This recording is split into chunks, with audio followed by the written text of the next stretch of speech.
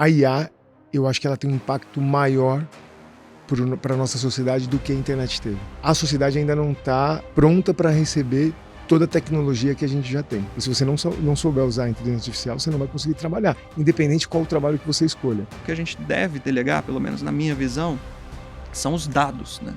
A IA trabalha muito bem com um volume grande de dados, foi para isso que ela foi feita. O julgamento, ele ainda tem que ser humano, essencialmente humano. Os executivos mais tradicionais, eles erram por fazer a coisa certa.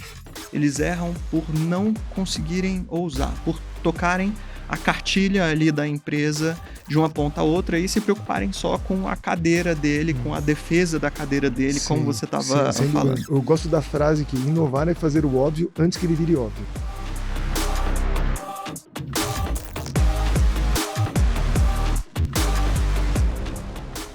Bom, vamos fazer o que a inteligência artificial não pode fazer por nós, que é aprender com a experiência de quem já tem uma larga experiência no mercado como CEO da CPFL.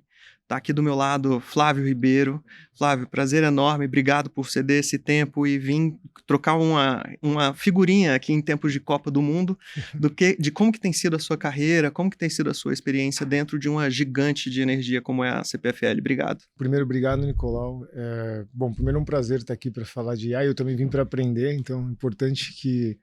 Sempre brinco que IA não é tecnologia, né? É mindset. Então, eu estou aqui também para aprender e para compartilhar, mas eu estou aprendendo todos os dias. Falando um pouco do Flávio aqui, eu estou no mercado há mais de 30 anos. O mercado sempre... comecei em tecnologia, comecei na IBM, como estagiário na IBM, passei pela Avaya, passei pelo Grupo Telefônica, pela Atento, passei em outros países aqui na América Latina e estou na CPFL, né, no mercado de energia há aproximadamente 6 anos. E estou com toda a parte de back-office do grupo CPFL, do mercado de energia, ou seja, ali tirando os eletricistas que fazem toda a parte de manutenção da rede, todo o restante eu tenho essa responsabilidade, e a responsabilidade basicamente de digitalizar isso, né? Então, acho que o importante aqui não é só a inteligência artificial, mas é como você digitaliza e no final isso vira experiência do cliente. Como que a gente melhora a experiência do cliente, como você ganha eficiência. Esse é um pouco o meu desafio diário. Eu acordo todos os dias pensando em como melhorar como que eu melhoro esse tipo de trabalho, né? Como os clientes conseguem enxergar isso de maneira objetiva na ponta. A CPFL, às vezes a gente não tem noção do tamanho dela, né?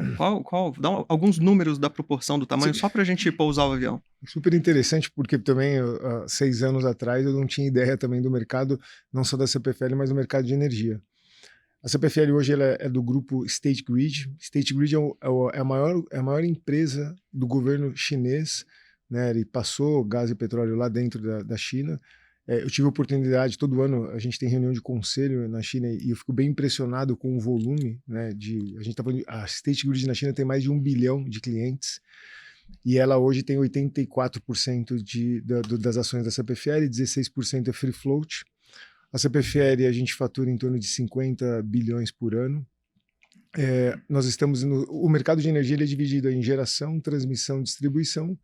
CPFL está nos 3, nós temos hoje 100% da nossa geração, é uma geração limpa, então é eólica, biomassa e hidrelétricas. A gente tem toda a parte de transmissão, hoje a gente tem mais de 16 mil quilômetros de transmissão em toda a CPFL, e a distribuição, que está aí a nossa concessão basicamente está aqui no interior de São Paulo e 2/3 do Rio Grande do Sul. Tirando Porto Alegre ali, a grande Porto Alegre, todo o restante é CPFL também. Então a CPFL, nós temos hoje 16 mil funcionários, aproximadamente 16 mil terceiros também, e fatura aí os seus 55 bi, 10 milhões de clientes. Esses são os grandes números aí da CPFL. Boa. Mas eu queria começar, na verdade, saindo do script. Ao invés da gente falar de inteligência artificial, tecnologia, inovação, a gente falar de algo um pouco diferente, inclusive, que é filosofia. Isso por conta do café filosófico que a CPFL mantém. Muito bom. Que, para quem gosta de filosofia, é um canal fantástico. Eu acho que hoje está com mais de 1 milhão de inscritos no canal, gera milhões e milhões de visualizações e sempre trazendo pessoas assim de altíssimo padrão para debater sobre psicanálise, filosofia, enfim, os comportamentos humanos, né, desse jeito. Uma empresa desse tamanho, ela tem um impacto na sociedade que vai muito além de ligar a tomada e ter a energia chegando ali na ponta. Como é que vocês olham essa parte do trabalho desse impacto na sociedade? O nosso contrato social, que eu costumo falar, Sim. que na verdade é uma responsabilidade social com a sociedade, né? O café filosófico me dá um norte sobre isso. Mas me dá mais informações, como é que vocês olham essa responsabilidade social na CPFL? Muito legal. O grupo CPFL, nós temos o Instituto CPFL, e aí o Café Filosófico acho que é o carro-chefe, ele tem mais de 20 anos. E quando você fala de filosofia, é interessante, né? Os grandes filósofos, os filósofos da moda que estão hypados hoje aqui, nasceram na CPFL, o Pondé, o Cortella, eles todos vieram do Instituto CPFL, do Café Filosófico. Até hoje os vídeos mais assistidos são deles, inclusive. Exatamente. E a CPFL a gente tem até por ser uma concessão e um serviço de utilidade pública, o Instituto a gente tem muitos trabalhos. Então hoje o nosso acionista chinês, ele faz muito trabalho também de compartilhar a cultura chinesa. Então todos os anos, quando a gente tem a semana de compartilhamento de cultura com o Brasil e China, nós temos muitos trabalhos em periferias, em comunidades. Agora mesmo a gente está com um trabalho no Osiel, que é uma comunidade de Campinas, onde a gente faz todo o suporte para o esporte ali da localidade. A gente está fazendo a reforma de todo o instituto e levando o Olodum para lá para fazer um trabalho de música. Esse trabalho ele está espalhado por todas as áreas, todas as cidades de concessão, e a gente muito focado ali em educação, cultura e esporte. Esportes mais para o nível amador aqui, para o nível juvenil, adolescente. É um trabalho muito grande e é um trabalho que está sempre junto. Eu dou alguns exemplos. A gente tem o cinema na sua cidade. Então a gente leva um carro, uma van, faz o cinema em cidades e em comunidades que não tem cinema e nunca viram um cinema, por exemplo. Há pouco tempo nós tivemos a enchente no Rio Grande do Sul, em 2024. E ali a gente viu uma série de necessidades. E uma das necessidades é que quando teve a enchente, foi quase um mês, foi uma tragédia importante, foi quase um mês de várias cidades debaixo d'água. Então não tinha internet, não tinha como tirar um RG para você gerar documentação. E aí nós criamos a CPFL, a Agência Móvel. É uma van onde a gente leva nas comunidades, ela tem conexão com a internet, e ali você não só pode tirar sua segunda via de documento, seu comprovante de residência, que normalmente é a conta de luz, como você também pode usar a internet para fazer outras coisas. E foi algo que a gente descobriu ali a necessidade no meio da pandemia, no meio da tragédia. Então o Instituto CPFL está muito focado nisso, de entender dentro da área de concessão cada necessidade e investir. Normalmente o foco muito grande em educação, arte e esportes. Boa, fantástico. Continuem com o Café Filosófico, Muito bom, que ele entrega muito valor para a gente. Sim. Agora sim, mergulhando um pouquinho na inteligência artificial, né? Eu estou bastante preocupado com o que a gente terceiriza, com o que a gente delega para a inteligência artificial. Até por trabalhar nisso já há algum tempinho, conhecer um pouco os bits, bytes ali por trás, a gente talvez seja um pouco privilegiado no sentido de entender com mais transparência o que a gente deve delegar ou não para a tecnologia, não só para a inteligência artificial, né? Sabe que recentemente eu passei por uma situação que uma pessoa foi assaltada e ela se assustou muito durante o assalto e a gente estava conversando com outras pessoas e veio a pergunta de, mas por que ela não foi para delegacia para registrar o boletim de ocorrência? Eu imediatamente pensei, não, boletim de ocorrência foi um celular. Não, primeiro tem que se reestabelecer emocionalmente, ver se está razoavelmente ferida de alguma forma ou não, para depois pensar em boletim de ocorrência.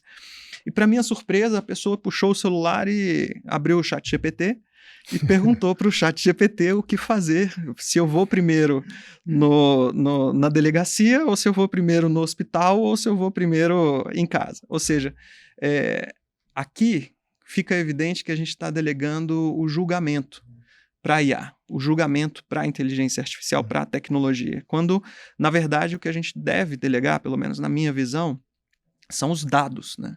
A IA trabalha muito bem com um volume grande de dados, foi para isso que ela foi feita. O julgamento, ele ainda tem que ser humano. essencialmente humano. Até pela questão da análise subjetiva, né? O que tem que ser feito em cima dessa situação. O que você acha que a gente está terceirizando para a IA, que a gente não deveria estar terceirizando para a IA? Esse é um bom ponto, eu concordo contigo que às vezes a gente terceiriza essa análise e até a decisão, né? A gente conversava um pouco antes de iniciar aqui sobre pessoas que estão fazendo sessão de terapia, isso é uma realidade via IA, não é uma falácia, isso acontece. Eu acho que isso que a gente não pode delegar, né? E aí, lembrando, a IA ainda alucina, ela te dá dados ainda, alguns resultados ainda não são o mais assertivos. Então, delegar a decisão me preocupa. Agora, eu concordo 100% que a gente tem que popular dados, né? Eu brinco, normalmente a gente senta para analisar uma situação, você pede uma série de cenários. O que a IA vai fazer isso? Ela vai te trazer diversos cenários.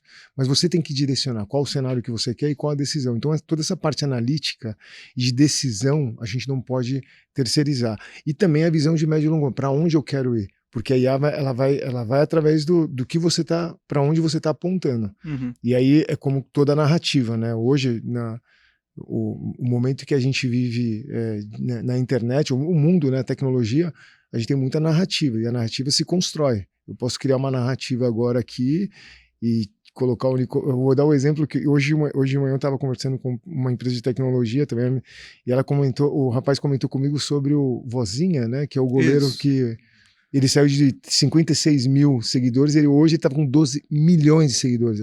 Acho que isso aconteceu em 3 dias ou 4 dias. Foi uma narrativa, e muitos brasileiros, então isso se cria. E aí, aqui tem um pouco de, você terceiriza esse tipo de, popular os dados, ok, agora você terceirizar esse tipo de decisão ou movimento para onde você aponta, para onde você aponta numa IA, o risco nas empresas é gigantesco. Você pode estar tomando decisões aqui muito equivocadas, baseado num caminho que você mesmo direcionou. Eu acho que aqui está associado à narrativa. Um outro ponto que eu acho que a gente precisa também ponderar é que ainda no Brasil é uma pequena parte que usa a inteligência artificial. Eu também, há um tempo atrás, eu conversava com um amigo que dizia mas todo mundo nesse mercado de tecnologia se conhece, não só de tecnologia, mas o banco. E na verdade não, é que acho que a distribuição de renda no Brasil é muito desequilibrada. Então, na verdade, as decisões, os poderes estão sempre no mesmo grupo de pessoas, então acaba todo mundo se conhecendo. Mas existe um grupo muito maior, que é o grupo que compra, que é o que movimenta o país, que ainda está distante da IA, tem uma distância ainda razoável de inteligência artificial. E essa é uma outra preocupação esse grupo ainda, ele usa IA, ou quando usa, para busca de informação, ele não usa para popular dado, para algum tipo de análise. Na CPFL, vocês têm um objetivo muito claro sobre onde que vocês estão aplicando mais a inteligência artificial, em alguma etapa do processo, ou é de uma maneira verticalizada como um todo? Existe um guideline de aplicação de transformação digital desse jeito, a partir da inteligência artificial? Acho que aqui a gente tem um tema muito de eficiência, né? Eu vou dar um passo para trás. Eu tenho conversado muito com o CEO e com os executivos da CPFL sobre IA. Então todo mundo fala IA. Aí eu sempre paro primeiro. IA é uma questão de mindset. Então você pega uma CPFL que tem 114 anos, é uma empresa de 114 anos. Então tem uma série de símbolos ali. Então eu lembro quando eu vou voltar um pouco atrás para a gente chegar na IA. Eu lembro quando eu cheguei na CPFL em 2020, cheguei lá, tinha o carro, o motorista e a vaga do vice-presidente com a cobertura, e não tinha vaga para deficiente, para gestante, e aí você tinha uma secretária, você tinha uma sala, ou tem uma sala, tudo isso é símbolo de poder dentro de uma CPFL. E conversando com os diretores, eu lembro que um falava, não, mas você virar diretor tem um símbolo, né? Você tem o carro, você tem a secretária, você tem a sala, isso são símbolos de poder. Isso acontece desde que, né, o mundo é mundo. Então começa por aqui, porque a IA muda esse tipo de mindset. Muda, simplesmente com o IA você não precisa de secretária. Você não tem necessidade. A secretária, voltando a 30 anos atrás, 40 anos atrás, ela existia por uma necessidade de organização de agenda, pagamento do boleto, filho na escola. Era muito complicado. Hoje você consegue fazer isso no carro, ou muitas vezes você deixa automatizado. Isso, se você abre uma empresa hoje, né, a gente conversava nos bastidores aqui, o Nicolau me comentava, pô, já contratei meu CFO, e por enquanto ele é virtual. Por quê? Porque você já tem esse mindset. Então, na CPFL eu tenho um passo anterior que é conscientizar a todos sobre IA. Então, o que é conscientizar? É que todos utilizem a inteligência artificial da maneira mais simples à maneira mais complexa, mas comecem a utilizar. Por quê?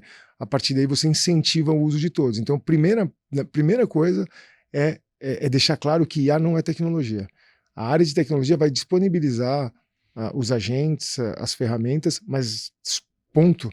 Aqui tem um trabalho de conscientização. Feito isso, a maior busca nossa é por segurança no primeiro momento. A CPFL, a gente está falando, e a segurança é algo inegociável dentro da CPFL. A gente mexe são mais de 10 milhões de pessoas envolvidas na nossa área de concessão. A gente está falando de 30, 40 milhões de pessoas. Você tem mais de 16 mil funcionários, 16 mil terceiros. Então, a gente tem utilizado a IA primeiro para garantir a segurança. Então, a gente tem, vou dar alguns exemplos aqui de todo o nosso... faz mais ou menos uns 4 anos, a gente digitalizou 100% do processo de envio de tickets para os clientes. Então, quando você liga no call center com algum problema na sua casa, isso vai para um sistema. Em Campinas, a gente tem 100% da nossa rede num COI, que é o Centro de Operação Integrada, onde chegar na sua casa eu consigo desligar o ponto para a pessoa ir lá e fazer a manutenção. Tudo isso de forma remota. Eu mando o ticket por um celular e a partir daí tem uma câmera. Então você parou o caminhão, essa câmera vai monitorar e vai te dar alertas de perigo. Então, se você estiver seguindo um procedimento que a gente chama 5 passos de segurança, se você estiver não fazendo 5 passos de segurança, essa câmera vai alarmar. Para quê? Tudo para garantir a segurança. E aí aqui não é só a segurança do funcionário, é a segurança também do cliente. Infelizmente, a gente tem muitos acidentes fatais por ano por mau uso, muito pintor que acaba conectando, batendo na rede. No rural, muita gente às vezes fazendo, cortando a grama, bate a máquina num cabo solto, então isso acontece muito. Então a primeira ação que a gente fez com o IA foi para melhorar a segurança. Então a gente tem usado muito imagem e alertas para garantir a segurança e muito dado. Então gera muita estatística para diminuir a probabilidade ou mitigar a probabilidade de acidente. Outro tema é eficiência. Então, nossos tickets, por exemplo, quando você tem uma chuva muito forte, aqui em São Paulo acontece bastante, no interior também, você cria uma priorização. Então, sei lá, a gente teve um caso em setembro do ano passado de mais ou menos 700, 800 mil clientes desconectados de uma vez só por uma tempestade muito grande. E aqui você coloca a inteligência artificial para priorizar.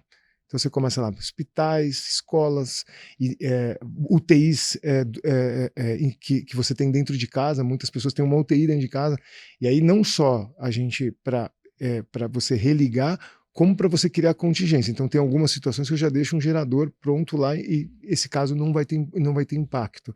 Então a gente tem utilizado a IA não só para o despacho, para ganhar eficiência, mas para também mitigar risco.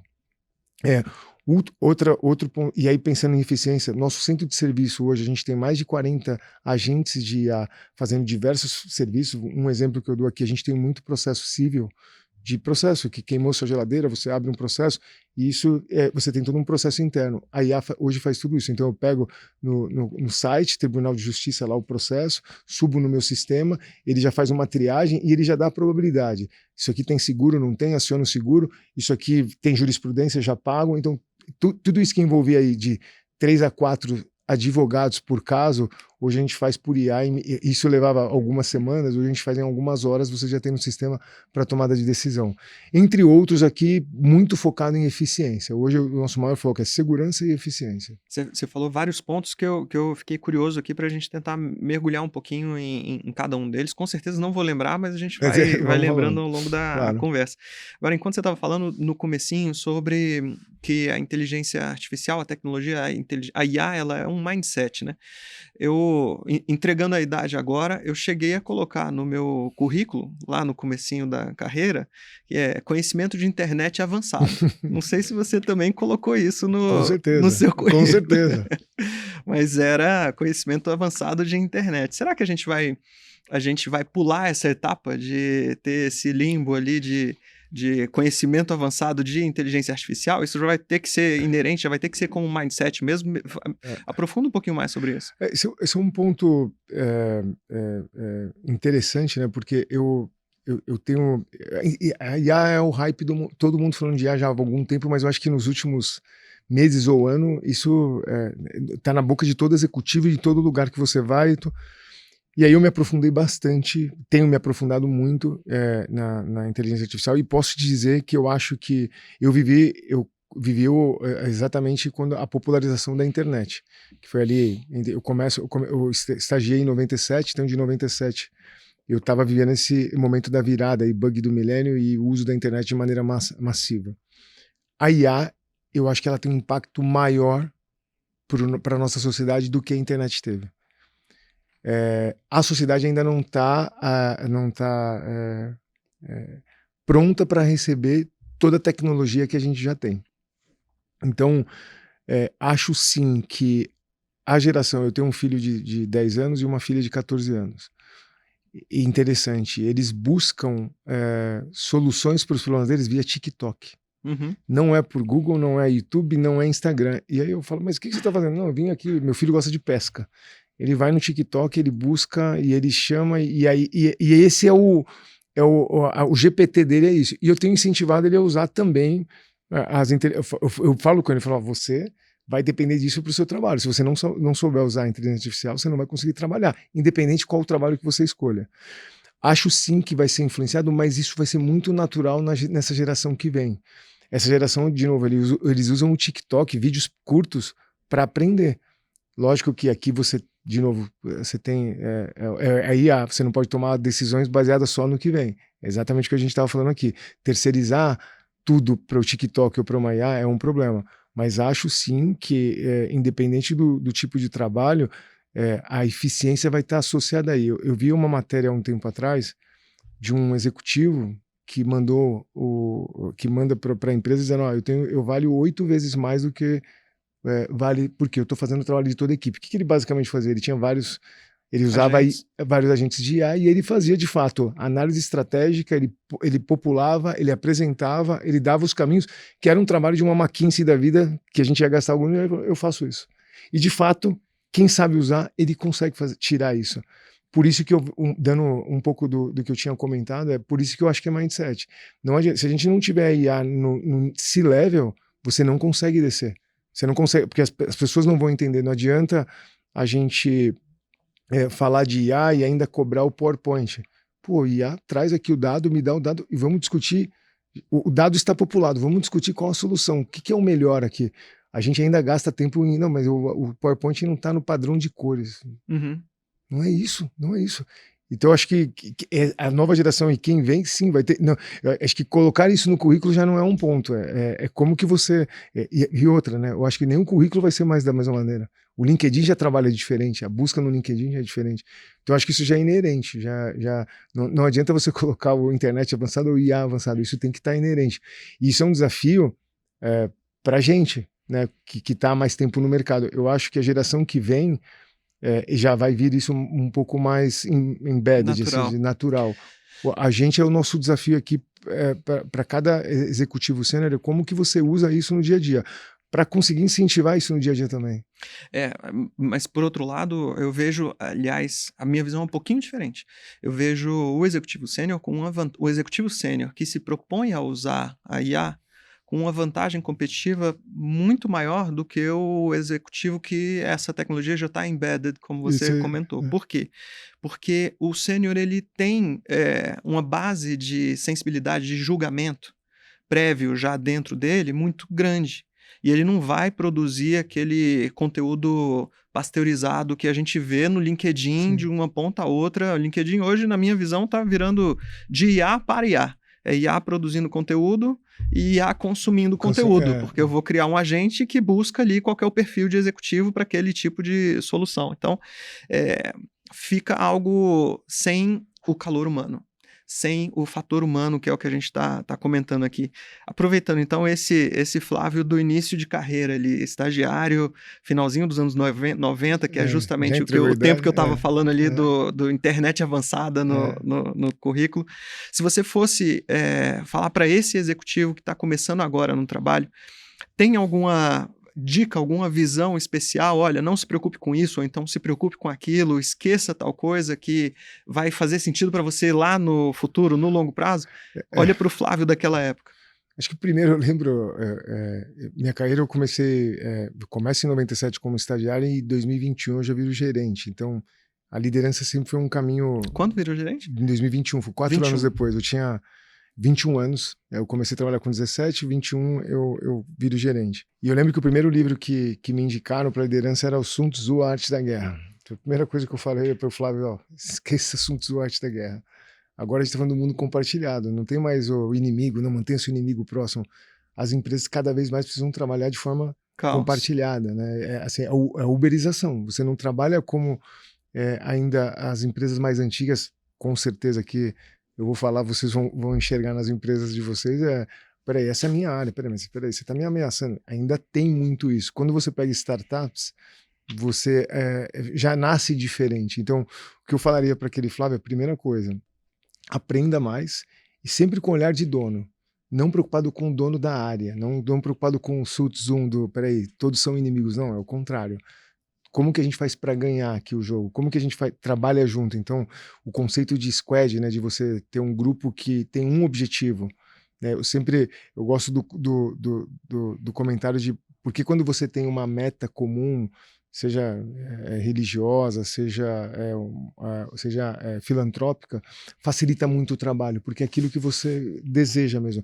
E aí quando você vai para dentro da empresa, você cria os silos, você separa. Então, uma das coisas que eu falei para aquele Flávio é, primeiro, aprenda, escute e aprende todos os dias. E saiba que o trabalho é compartilhado, o resultado vai ser compartilhado.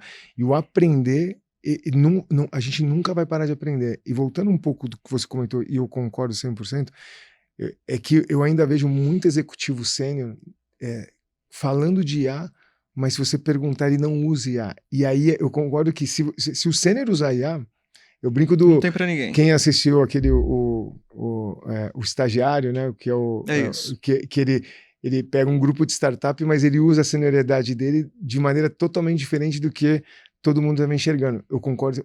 É que, infelizmente, eu ainda vejo, para cada 10 sêniors que eu trabalho próximo, eu vejo 2 utilizarem isso da maneira correta e 8 só pedirem. Eu acho que aqui quem estiver chegando agora, que tiver um mindset, que tiver a cabeça correta, vai pedir passagem. Mais rápido do que aconteceu na geração anterior. Vou te dar um exemplo prático disso que a gente viveu. Você trouxe até a questão que foi o CFO por IA, que a gente acabou de criar na NoLeak, na minha empresa. Meu sócio, inclusive, essa semana, me mandou ali no Discord um link. Dá uma olhadinha nisso daqui. Quando eu vi, era de fato um CFO feito em cima de IA. Plugado no nosso ERP, plugado no CRM, nos bancos, então análise de contrato, plugado nas reuniões, todas as reuniões. Eu vou pegar um gancho aqui.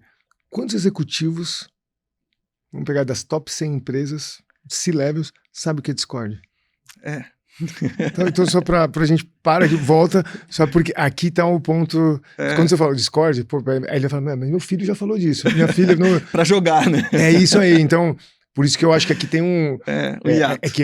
O grupo, aqui a gente fala de IA, então tá no nosso dia a dia, mas ainda não é uma realidade. Eu acho que aqui a gente tem que tomar esse cuidado. Eu gosto muito de esporte, né? Então jogo futebol e aí você tem um grupo heterogêneo, de médicos a entregadores ali. Uhum. E eu vou te falar que está em 5% de um grupo que sai aqui, que saindo desta bolha aqui, e ainda é algo novo. Né? E como foi a internet lá atrás. Eu acho que a internet ela ganha o impulso quando vem o celular. O celular ele muda o mercado, ele muda, e aí o celular, mais propriamente dito, o iPhone, porque até o BlackBerry se tinha uma dificuldade quem lembra do BlackBerry? Conhecimento, interação, eu tive alguns também. Eu lembro, só me falar, não, brincadeira.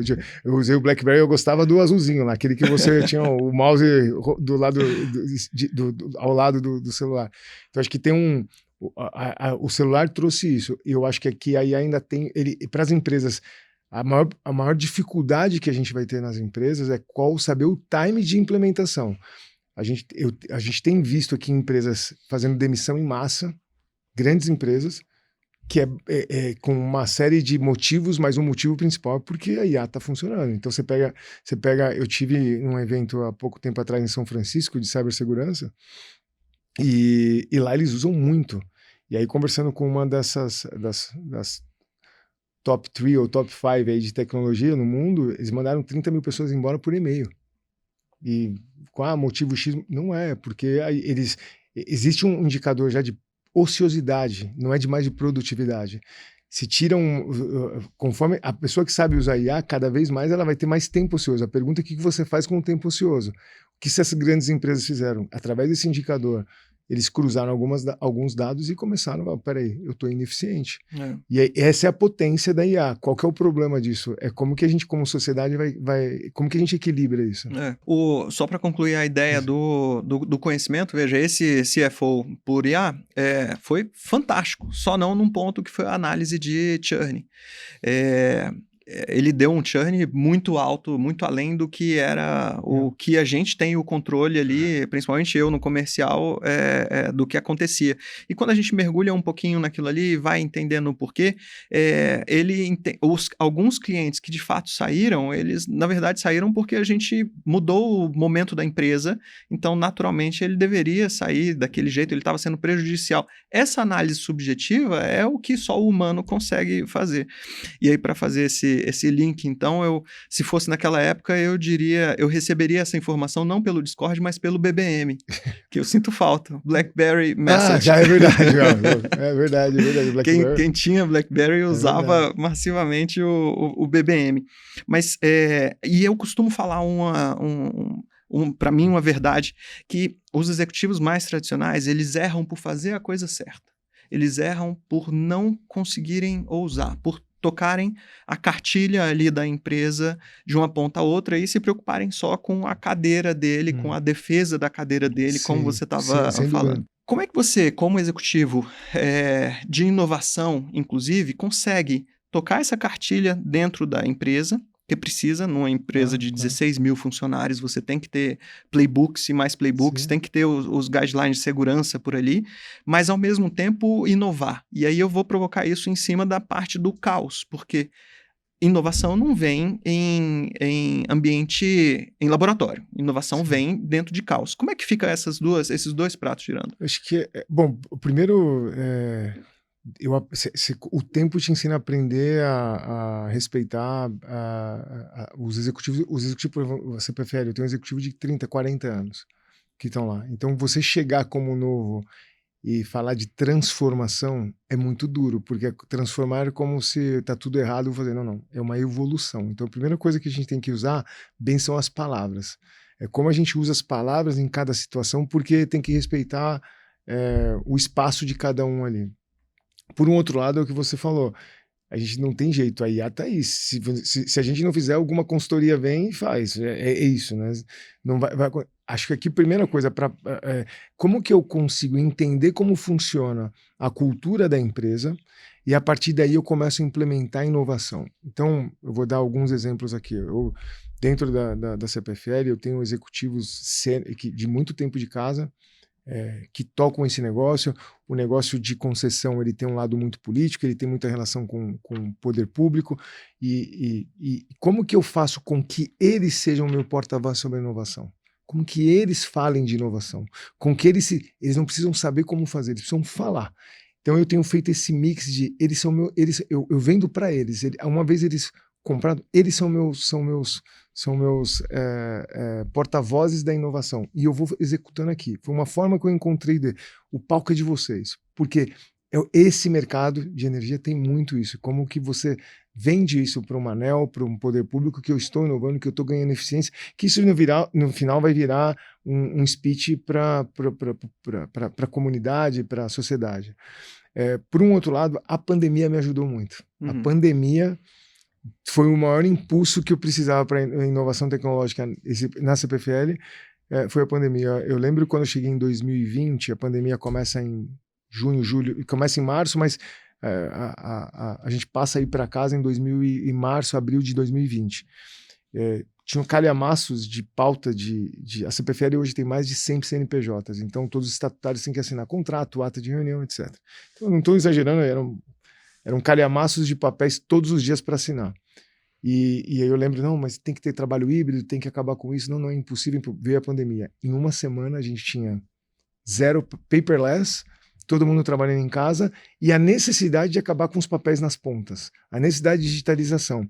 Foi aí que eu também aproveitei, essa é a hora de inovar. E mostrando para os principais executivos de negócio que são eles que estão impulsionando a inovação. Então, acho que aqui tem um dado muito importante da gente não ter a vaidade de achar que eu, como tá à frente de inovação, eu sou o dono da inovação. Não, as pessoas precisam entender que a inovação está para todo mundo.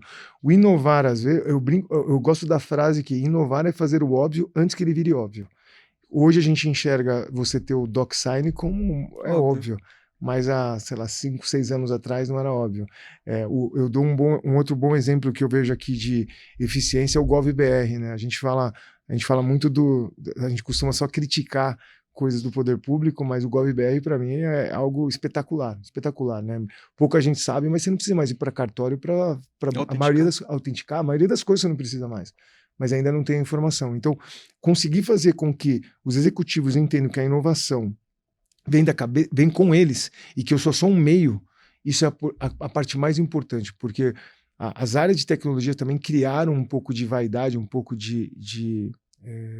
personificou o tema da inovação é tecnologia. Não. Inovação ela vem de cultura, vem de comportamento, e a tecnologia é uma parte da inovação. Então, eu acho que na CPFL especificamente, a minha estratégia sempre foi conseguir engajar a alta liderança, que eles são os protagonistas da inovação. Eu só sou um meio para a inovação. Então, fazer com que eles entendam a inovação, eles não precisam saber como fazer, isso é o meu trabalho, mas eu preciso fazer com que vender inovação é tão importante quanto executar a inovação. Você tocou em 2 pontos que são extremamente relevantes, um deles a gente já falou aqui, que é justamente trazer o conhecimento de quem está na ponta, o conhecimento de quem que está lá na ponta, para a execução com tecnologia. Se a gente não trouxer essas pessoas na mesma página, isso não anda. E a comunicação, que era um ponto que eu acho que vale a pena a gente aprofundar um pouco, principalmente quando a gente fala de inovação. Pela minha empresa, pela Nulic, eu sou fornecedor da CEMIG. Eu estava há 2 semanas atrás em Belo Horizonte recebendo premiação de melhor fornecedor de inovação da CEMIG. E na cerimônia, após a premiação, um diretor veio conversar com o outro, né, e comentar, poxa, eu não sabia que a gente tinha isso dentro de casa. E isso é normal, isso é natural, porque de fato a gente costuma criar ambientes de sandbox, né, de caixa de areia, para a gente conseguir fazer a inovação de maneira controlada, de maneira segura. Você não pode errar com energia de quem tem uma UTI em casa, por exemplo. Então é normal que esse trabalho de comunicação ele é perene, ele tem que ser feito constantemente.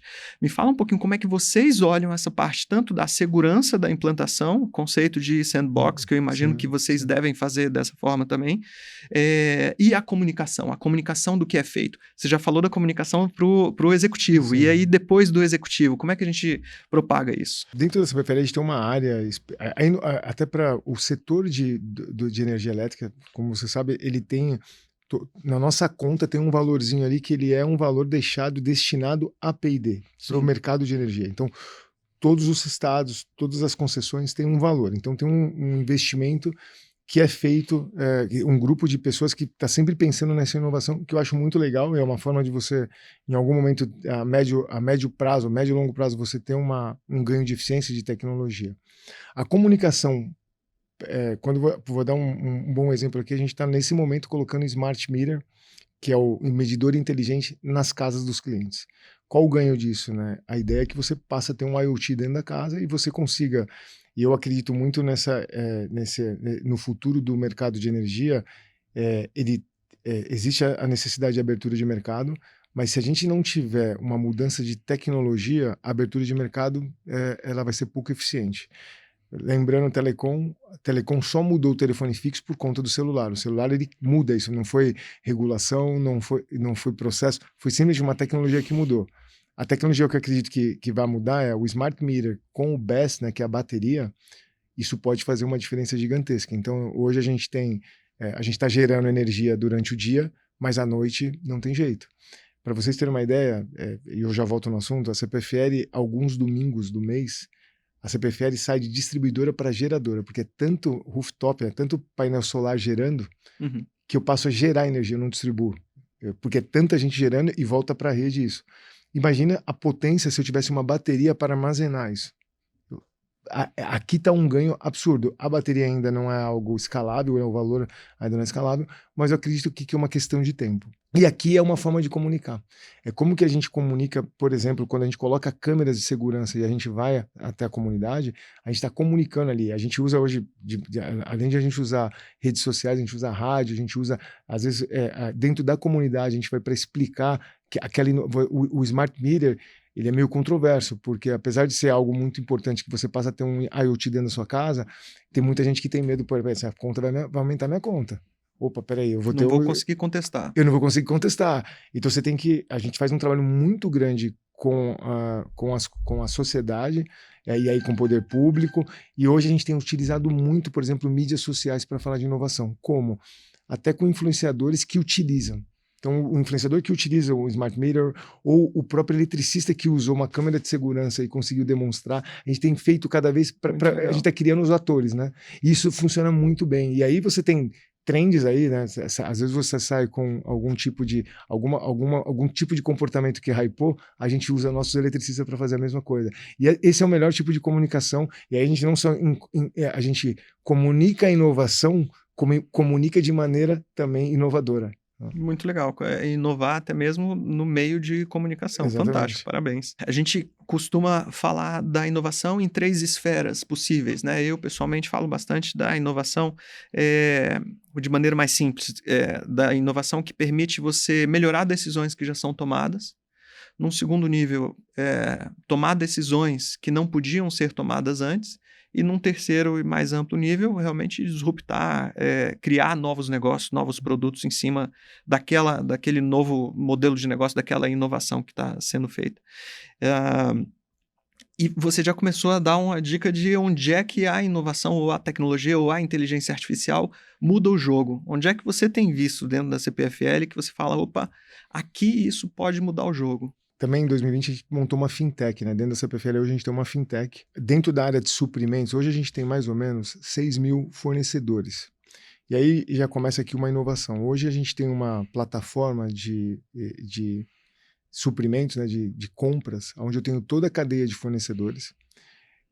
Qual que é o objetivo desses fornecedores? Eu começar a conectar entre eles. Então eu tenho desde uma empreiteira que precisa comprar um cabo, e muitas vezes CPFL, compro. Hoje a CPFL, a gente está em média de 7 a 8 bilhões em aquisições por ano. Então a gente tem um volume muito grande. Qual o objetivo desse ecossistema que a gente montou? É conectar os fornecedores, mas o principal aqui, aonde eu não só vou usar a IA, como vou usar a inovação, é usando o meio de pagamento. Então, quando eu vejo o Mercado Livre, eu falo, pô, esse Mercado Livre ganha mais dinheiro no Mercado Pago do que o Mercado Livre, com a entrega. O Alibaba, eu tive a oportunidade de estar na China para ver como eles funcionam. O Alipay é muito mais potente do que a entrega em si de produtos. Então, eu vejo aqui, e a IA, onde ela me ajuda? E aqui, entre nós, né, entre as contas prioritárias da casa, a conta de energia está entre as top 3. Você não vai deixar de pagar a conta de energia. Então, como que eu adiciono valor para esse cara, né? Eu lembro que lá atrás, eu lembro uma vez eu fui num evento que a CIA concluiu isso há 20 anos atrás. A CIA fez uma análise de dados, e há 20 anos atrás era muito mais difícil, que ela concluiu que dentro dos pagamentos da prioridade da família, a CIA era uma prioridade. Foi aí quando eles criaram o Banco IB, e aí a gente sabe, foi vendido para o Bradesco, etc. E na CPFL, a nossa fintech chama Lesta, e eu acredito muito nisso. A IA me ajudar aqui eu adicionar valor para o meu cliente. Hoje, qualquer um aqui só liga para a CPFL, por quê? Porque você tem um problema. Eu quero começar a adicionar valor aqui. E muito num caminho de um Alipay ou um Mercado Pago da vida, né? Peraí, esse cara, já que ele tem que me acionar, deixa eu oferecer aqui um financiamento para ele, deixa eu entender como que está a conta dele, como que eu consigo ajudar ele numa linha branca. Peraí, ó, você está consumindo o seu ar-condicionado é muito antigo, vamos trocar? Começar a usar a inteligência artificial e os dados para gerar insights. Gerar insights como? Para que ele comece a enxergar a CPFL como uma parte que é o mercado pago dele. Eu começar a adicionar valor e não simplesmente ser uma empresa, um commodity. Sair da linha de commodity e entrar para uma linha que faça parte do dia a dia dele. Hoje, eu como tecnologia, meu maior desafio é fazer com que ele use o app não só para pegar a segunda via da conta dele, mas ele use o app para outras coisas. Você começou a tocar num ponto que é super interessante, né? Que é a pensar de maneira mais disruptiva já o terceiro nível, aquilo que eu estava falando do terceiro nível de inovação. Vamos quebrar o nosso próprio negócio. Sim. Como é que você olha isso num modelo, num mercado tão regulado, num mercado tão tradicional como de distribuição de energia, a gente tem visto algumas desregulamentações muito sutis, mas tem visto algumas desregulamentações mais recentes que estão permitindo criar novos negócios completamente novos, mas ainda todos relacionados à geração de energia, distribuição de energia.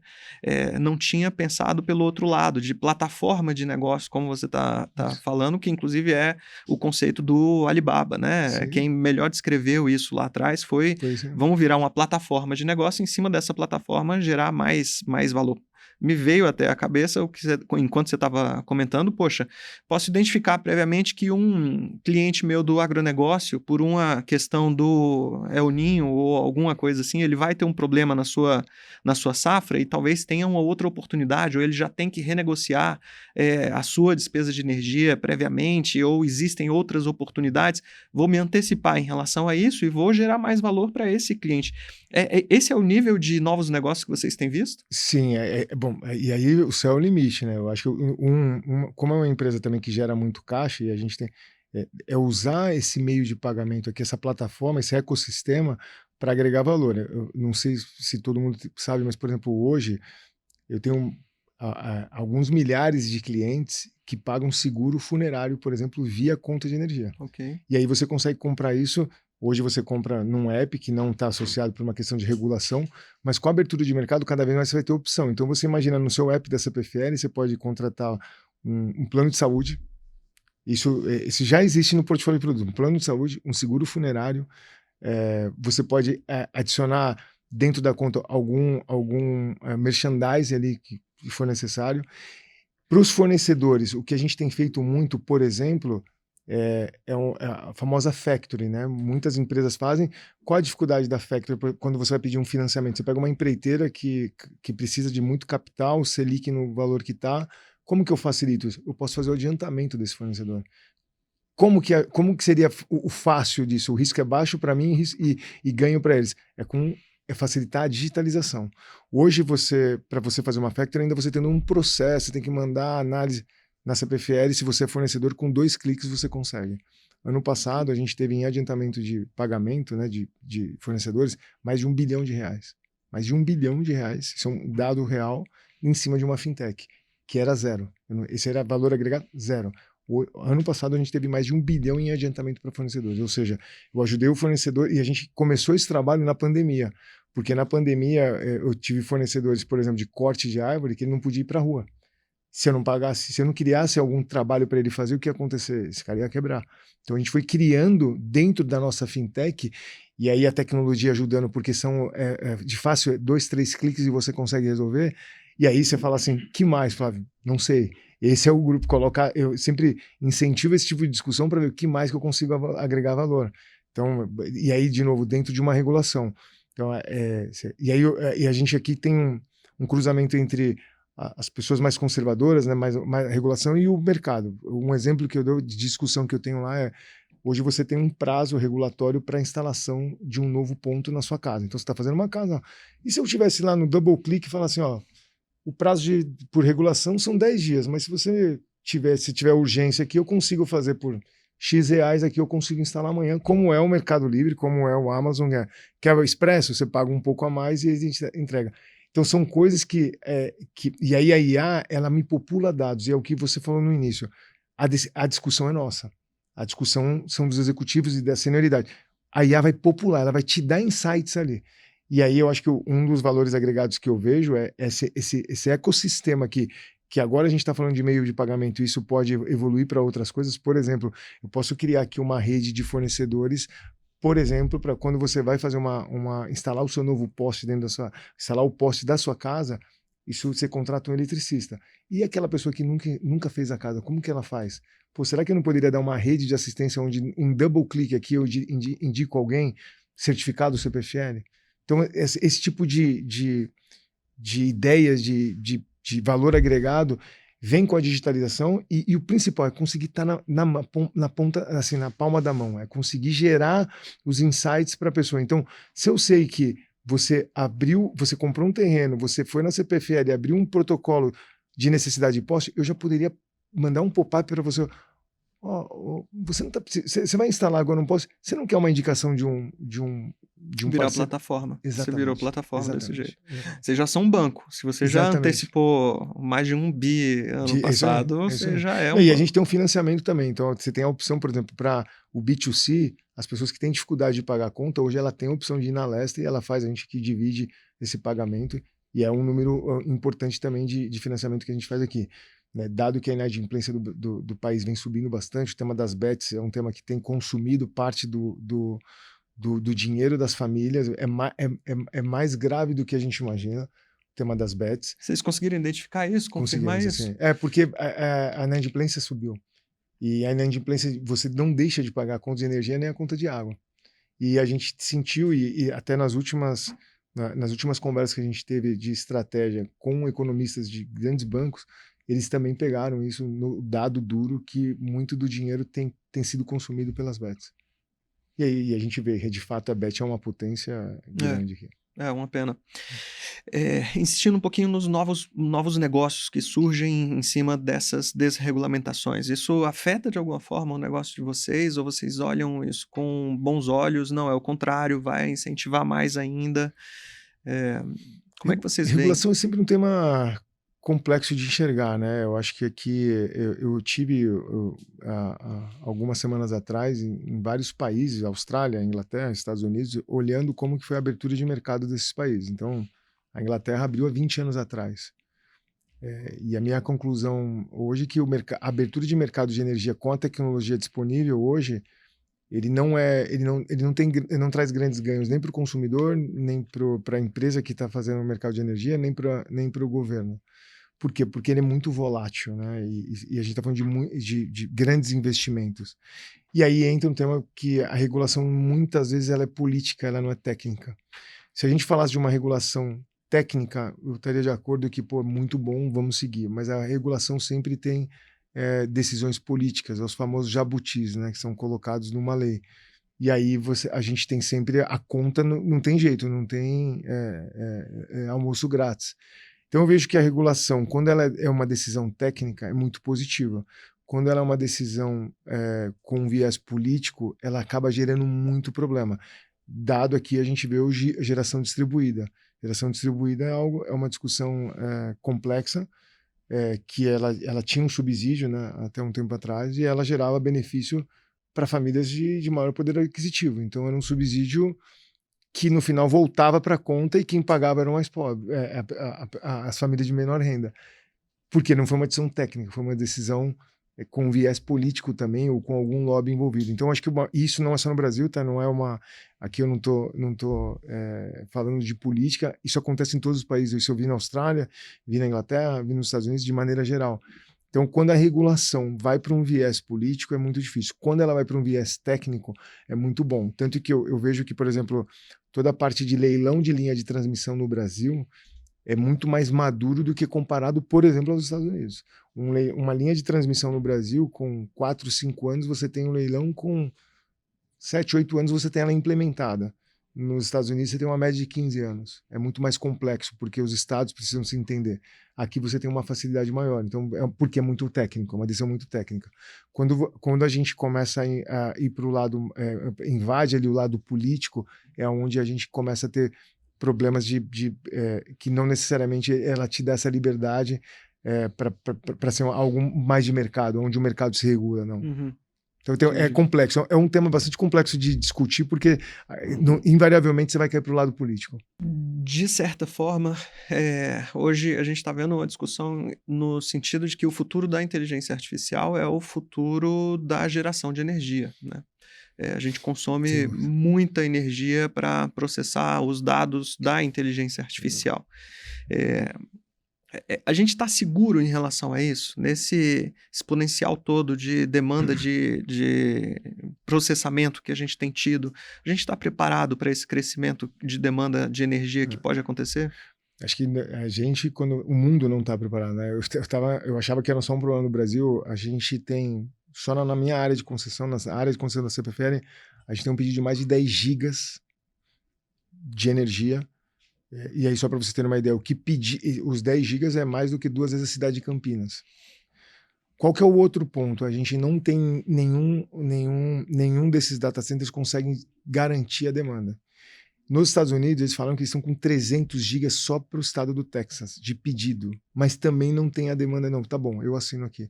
Então ainda existe essa discussão de, entre o que se projeta e o que de fato eu me comprometo. É um problema. O Brasil aqui, a gente tem um problema, a gente ainda tem geração disponível. O nosso problema está muito mais em linha de transmissão, como você conecta, aonde você tem geração e aonde vai consumir. E tem ainda o fato a gente sabe que vai consumir mais energia, mas a gente ainda não tem essa, entre o desejo e a realidade, tem um gap aqui. É um problema. O fato, a gente não vai ter. A pergunta é qual o tamanho desse problema. Uhum. Para assim a gente criar a infraestrutura. Mas isso não é um problema. Na Inglaterra, eles estão sofrendo a mesma coisa. Mais até do que a gente, exatamente. Porque não tem essa... Para você ter uma ideia, eles estão terminando lá agora, a matriz inglesa, ela tem hoje 16% a 17% de energia nuclear e tem uma nova usina entrando lá para mais 10%, e eles tiveram um problema muito, muito sério, que foi o gás russo. Então eles estão com outro problema. O Brasil ainda, a gente tem uma geração, tem muita geração, a gente tem essa facilidade do painel solar. Da eólica também, mais para o Nordeste. Eu sei que vocês aqui não conseguem usar tanto, mas no Nordeste usa muito. A gente tem a eólica de lá, você gera aqui.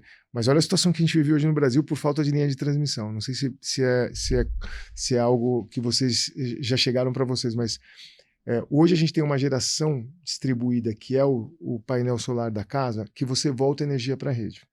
O que acontece com isso? Como você tem muita gente gerando, e isso em algum momento pode colapsar a rede. Então o que se faz? Você corta a geração, que é o que a gente chama de curtailment. As eólicas hoje, essas tem aproximadamente 30% de corte.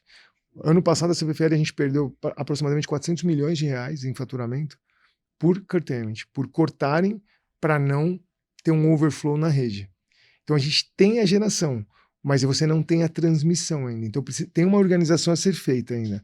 E aí você tem, a partir dessa sobra de geração que você tem, é posicionar os data centers na posição correta. O que eu ainda acho que a gente não conseguiu equilibrar aqui? É o que de fato a gente vai precisar. A gente tem muita demanda. Acho que a CPFL tem a sorte, a nossa área de concessão estão os maiores data centers. Então você tem a Ascent, você tem a Scala, Vinhedo, Valinhos, grandes data centers, e estão crescendo. Até então a gente tem conseguido cobrir, mas aqui a gente ainda tem essa necessidade de o que de fato é demanda e o que a gente vai assinar e o que ainda é um desejo. Para amarrar o investimento, porque senão a gente não dá para você... A gente está falando de um data center, entre a construção, a energia, etc., você está falando de perto de bilhão para um data center. Esse debate do Brasil se tornando um marco na infraestrutura de IA por conta da energia, então, na visão de vocês, é uma realidade, é uma possibilidade do Brasil se tornar isso. Sim, no mundo. Né? Acho que o Brasil acho que tem uma oportunidade grande, porque tem muita energia, tem possibilidade de gerar, mas a gente aqui precisa de alguns temas regulatórios aqui para incentivar. Hoje a gente não tem um incentivo. Aqui a gente precisa da ajuda do governo federal para incentivar para o Brasil. É a mesma coisa que está acontecendo com terras raras. É a hora agora. O Brasil agora a gente vai definir se a gente quer ou não entrar nessa brincadeira. Se a gente quer ser commodity ou se a gente quer adicionar valor. É a mesma coisa no data center. E detalhe, de novo, Isso é um ponto importante. Não é só no Brasil. Esse é um debate que acontece em outros países. Na Austrália, por exemplo, a maior dificuldade é essa. Onde se gera não é onde consome. Aham. E aí ele tem todo um problema de rede aqui. Então, o problema do o Brasil, vou te falar que está até bem posicionado. O que a gente precisa aqui é um incentivo regulatório para acelerar esse processo. E o outro lado aqui é o que de fato é demanda, tá?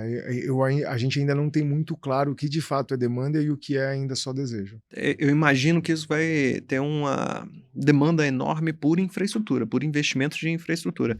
E aí, falando em investimento de infraestrutura, vocês fizeram o IPO razoavelmente recentemente, né?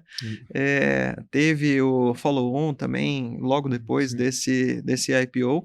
E hoje vocês têm um sócio chinês, um sócio majoritário chinês, né? sim. Você já começou a falar ali, eu fiquei imaginando no comecinho da nossa conversa do fazer uma reunião de conselho na China não deve ser fácil. Como é que tem sido essa experiência? Muito boa. Eu acho que eu trabalhei com americanos, ingleses, espanhóis e te digo que ele é o acionista e assim, o meu acionista é um acionista chinês do Estado chinês. Então ele ainda é diferente do Alibaba ou do TikTok. Acho que o primeiro ponto assim que eu acho que eu aprendo muito com os chineses é o planejamento. O planejamento, não só na CPFL, mas no país, é planejamento de 40, 50 anos. Então, eles não entraram aqui na CPFL para compro, e enxugo e vendo. Não, não existe isso. Não existe, isso eu garanto assim. Então, a governança é uma governança muito séria. É o primeiro lugar que eu trabalho que o multi-year, né, o orçamento multi-year funciona de verdade. Você tem lá, você faz o orçamento de 5 anos e ele vai com margem de erro baixíssima. Isso me impressiona muito. Quando eu vou para a China, a primeira vez que eu fui foi em 2022 e a última agora é ano passado. A evolução é algo impressionante, a organização de como evolui. Mas então o primeiro ponto assim que eu acho que eu aprendo todos os dias é o planejamento. Nada é feito para curto prazo, é sempre para médio e longo prazo. Não existe aquela, não faz agora, muda. Não, não. O plano é de médio e longo prazo. Então eu tenho aprendido muito com eles. A outra coisa é governança. Tem uma governança muito séria em todo o processo. Então todo o processo ele é muito bem feito, muito organizado, é, bastante discutido e uma vez discutido ele vai ser executado. A outra coisa é se cumpre o que se combinou. Então o chinês tem muito isso. Se você está no contrato, eu vou cumprir. Nós tivemos muito prejuízo com comercialização de energia. E teve empresas que quebraram recentemente de comercializadoras e que de alguma maneira a CPFL estava ligada e a gente acabou entrando pagando ou garantindo o cliente final e depois a gente vai discutir, mas assim, o que está em contrato eu vou executar. E a outra coisa é a liberdade que ela dá para o executivo brasileiro. Então, aqui eu tenho uma liberdade para definição de estratégia. Lógico que você discute, mas tem uma liberdade maior do que quando você trabalha com outras empresas, quando você fala de multinacional, muitas coisas a estratégia vem de fora para dentro, né? Então, se decide lá e você executa aqui. O chinês ele te dá muita liberdade para discutir, sempre pensando a médio e longo prazo, mas eu tenho uma autonomia hoje para discutir digitalização, tecnologia, planejamento logístico, frota, muito grande. Lógico que depois compartilha com ele, mas ele te dá essa liberdade sempre com esse pensamento de médio e longo prazo. Não dá para levar lá não, eu estou fazendo isso aqui para 2 anos. Não, não, me fala para médio e longo prazo. Então, tem sido um aprendizado muito grande. Lógico que o tema da comunicação e a cultura, a gente aprende muito. Então, por exemplo, o chinês ele não gosta de discutir em público. Então, você tem reuniões prévias ali para discutir, mas dificilmente você vai ter uma discussão com C-levels e a discutir ali em todo mundo. Não é Eles usam bastante a estratégia do pré-meeting, né? De isso aí, você. sem dúvida. Vamos fazer Alinhamentos, um. os famosos alinhamentos, né? Mas muito, muito educado, assim, muito. Porque às vezes a gente tem a impressão, ou pelo menos eu tinha a impressão do chinês ali, pô, peraí, uma Truculento. workaholic, briga. Não, não.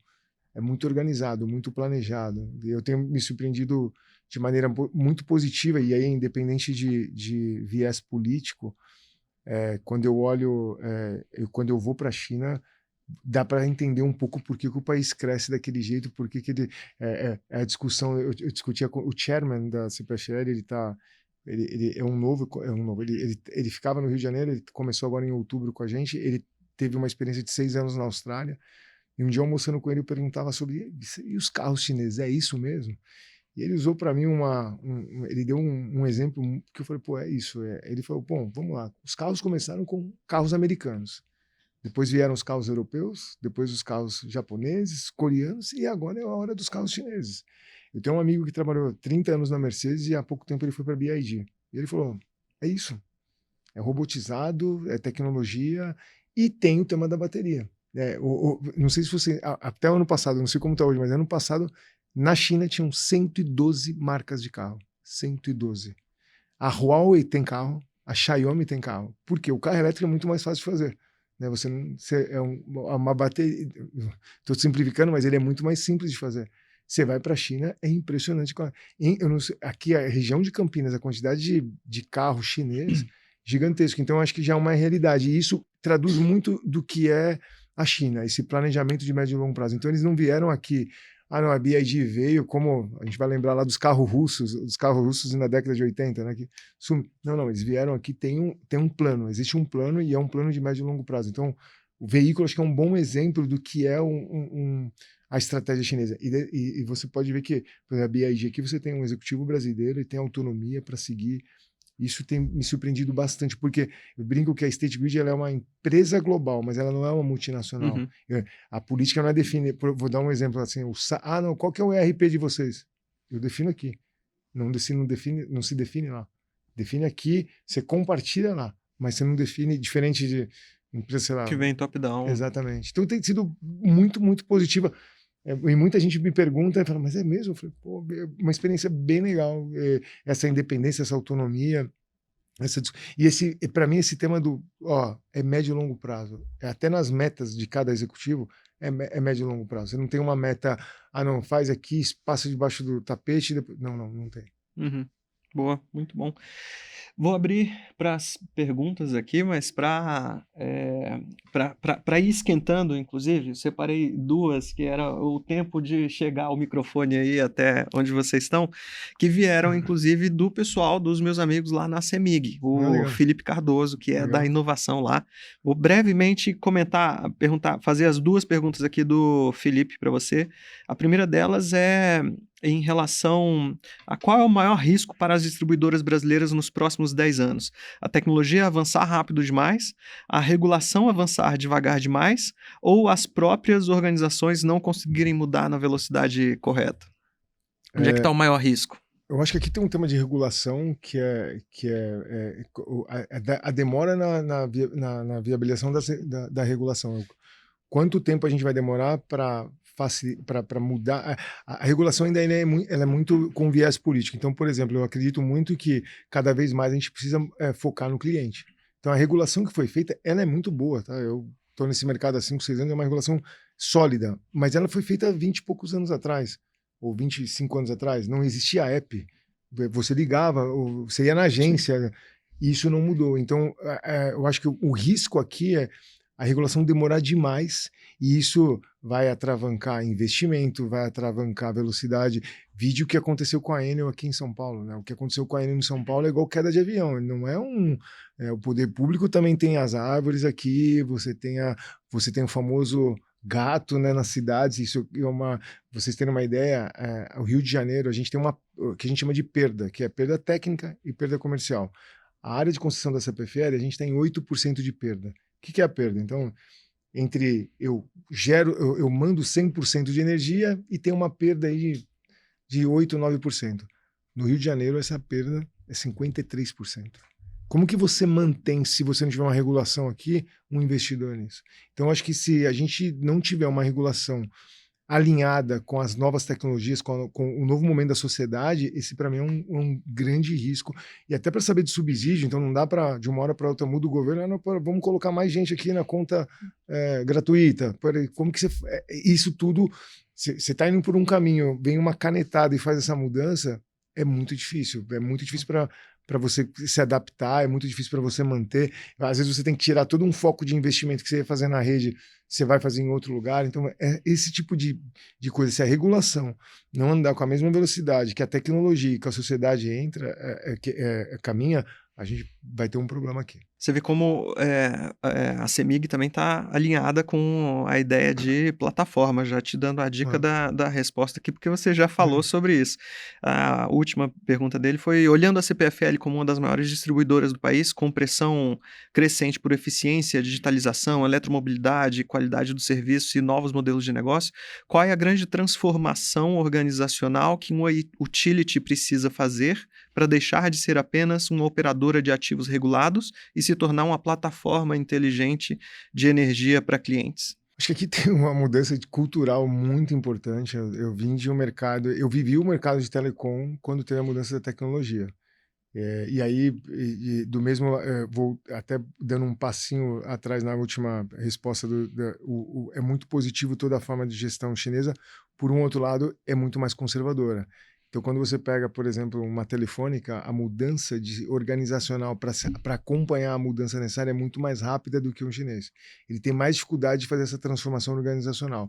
Eu acho que um desafio aqui para a CPFL e para as empresas de energia é como que faz essa mudança organizacional está alinhada com a necessidade de mercado. De novo, as empresas de distribuição são centenárias. Então, tem que em alguns casos a gente tem que ser, não pode ser negligente com algumas coisas por uma questão de segurança, mas tem ainda um conservadorismo a ser vencido nas organizações, principalmente quando a gente fala de estrutura. Então, a gente tem que pensar mais parecido com o que as empresas de telecom passaram. Então, eu sempre cito esse exemplo porque é muito parecido, né? O que mudou do telefone fixo para a energia foi o celular. O celular trouxe uma mudança. E aí as empresas tiveram que fazer, se movimentar muito mais rápido. Mas dado que eu já sei o que aconteceu em telecom, eu deveria aprender. Então, para mim, um desafio aqui grande que a gente tem é como mudar a cultura das empresas de distribuição e de geração e de transmissão de maneira mais rápida. Maravilha. Vamos para as perguntas? Bom, boa noite, Nicolau. Parabéns aí pela organização do evento, muito rico. Flávio, parabéns pela trajetória. Tem uma pergunta aqui que eu, na verdade, embedei mais uma no meio, mas vamos lá. Está se falando muito sobre um novo tema, um novo nome, Chief AI Officer, ou Caio.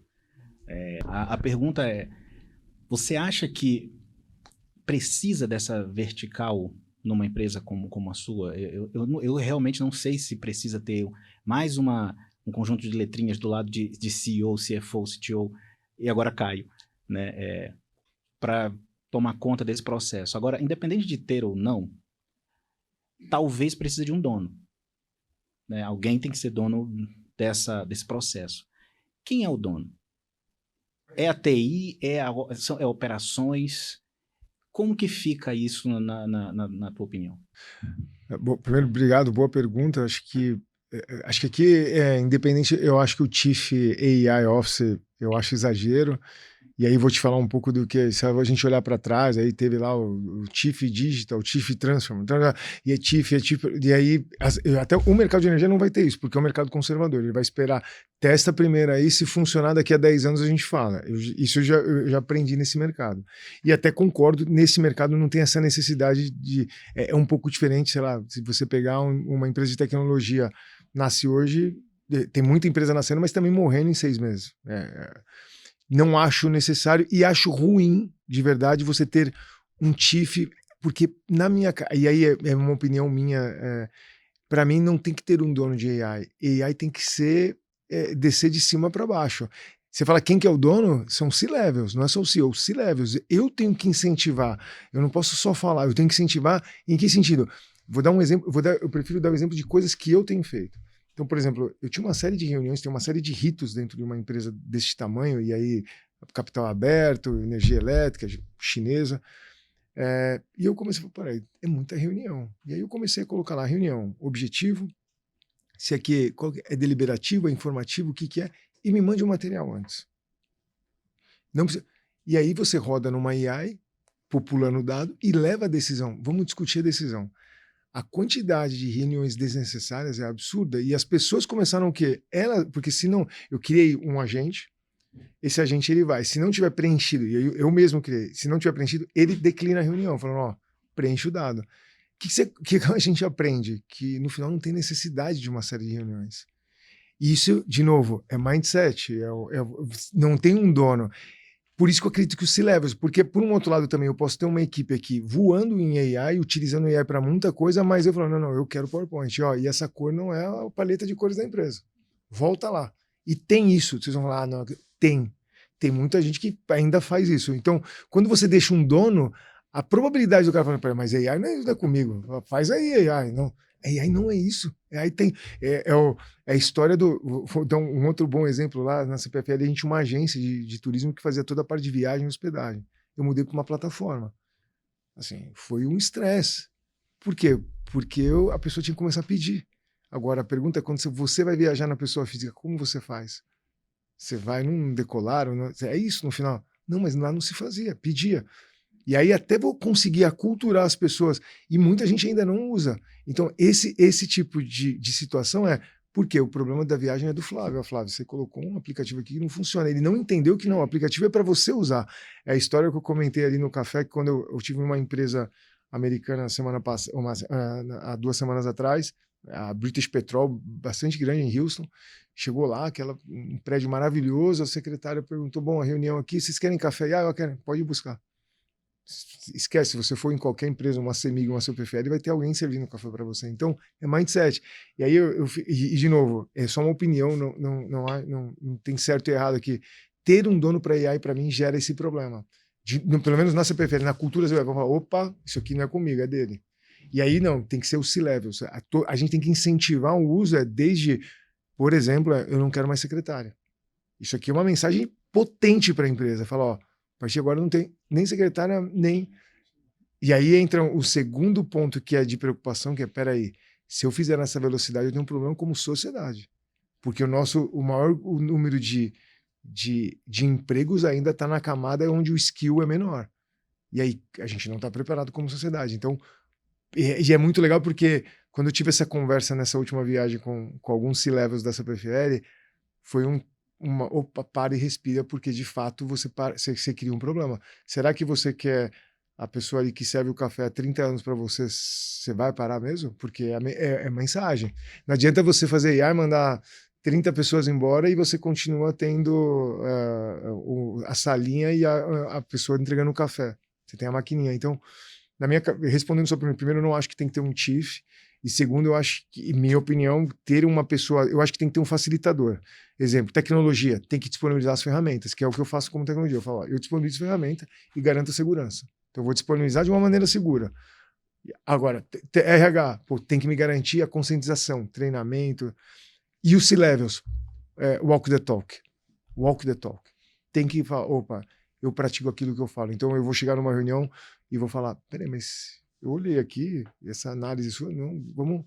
mas como você fez? Fiz um GPT. O que acontece? Na próxima ele já vai vir com aí vai ser uma disputa de prompt, mas ele já vai... E aí a gente vai discutir mais, a discussão vai ser em cima do assunto, e menos no popular dados ou criar cenários. Eu acho que isso é o grande... Hoje tem N situações, mas um grande ganho que eu vejo em AI nas empresas é você começar a ter vários cenários de maneira muito rápida para discussão. Isso é bom e pode ser ruim, porque se você não tiver uma equipe preparada com ownership, a decisão vai demorar muito mais, porque tantas opções que ninguém vai querer dar o passo para frente também. Então, respondendo a sua pergunta, eu acho que eu não tinha ouvido falar do Caio, mas acho desnecessário nesse momento, pelo menos do meu ponto de vista, e ter um dono gera esse problema de, às vezes, você terceirizar a AI, e para mim AI é, de novo, é forma de vida, é como que você trabalha, é como você vai na sua casa e fala, pô, peraí, hoje eu quero assistir um filme. Você pode usar AI para isso. Antes a gente usava, sei lá, o Google ou algum aplicativo. Aí você tem que mudar. Na hora que você muda essa mindset e começa a usar AI para valer, você gera você potencializa a disseminação e o uso. Flávio, obrigado aí pela contribuição, pela oportunidade de estar com você aqui. Queria que você falasse sobre energia de mercado livre. Hoje os grandes, você citou tecnologia, inovação, os data centers. Sabemos que esse meio de grandes consumidores, o Mercado Livre tem, justamente CPFL, tem sido muito intensa nessa venda de energia ao Mercado Livre e tudo. Você acha é difícil até fazer uma projeção daqui 5 anos, 10 anos, porque nós vivemos uma sociedade muito intensa, né? Você acha que daqui 2 anos dá para imaginar um consumidor aí que tem um custo de R$600, por exemplo, 1.000 na energia, ele aderir a uma energia de painel solar, ou ele vai migrar para a energia de Mercado Livre? Como que você tem visto essa situação?